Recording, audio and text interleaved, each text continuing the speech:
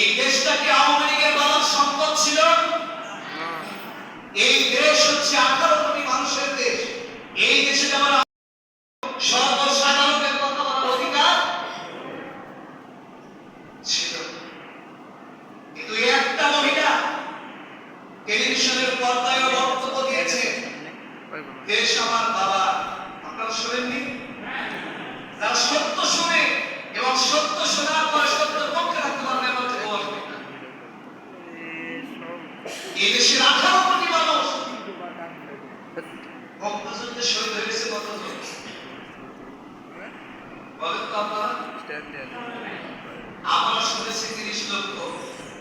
এই ভারতবাসী আমাদেরকে শিখানো হয়েছে, শিখিয়েছেন যাকে তারা জাতির পিতা বানিয়েছিল, ওই ধর্মের লোকগুলো আমাদেরকে শিখিয়েছে যে এদেশে 30 লক্ষ শহীদের বিনিময়ে আমরা স্বাধীনতা অর্জন করেছি। এইটা ভুয়া কথা। মূলত স্বাধীনতা অর্জিত হয়েছে মাত্র 3 লক্ষ বা 2,86,000 প্রাণের বিনিময়ে। একটা জাতি মিথ্যা নিয়ে কতক্ষণ পর্যন্ত দাঁড়িয়ে থাকতে পারে? আধা ঘন্টা দাঁড়িয়ে রাখার পরেও পুলিশ আমাদেরকে ছাড়ে না। সর্বশেষ সিদ্ধান্ত নিয়েছে যে আমাদের 4 জনকে কি করবে,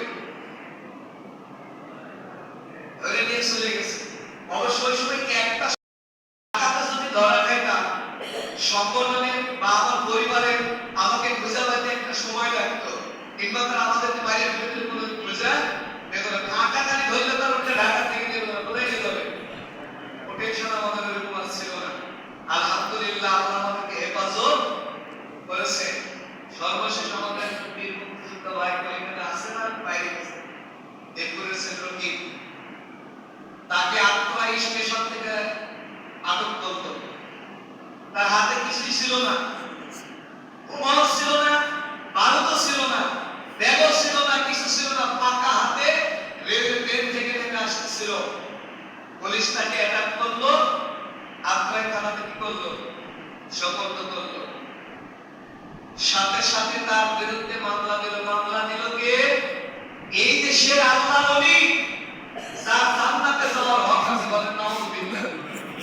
অবৈধ বাবারে অবৈধ সন্তান শেখ হাসিনা, এই নব্য ফেরাউন, সেই ছেলেটার নামে মামলা দিল। সেই মামলাটা শেখ হাসিনা নিজে বসে থেকে তৈরি করেছে।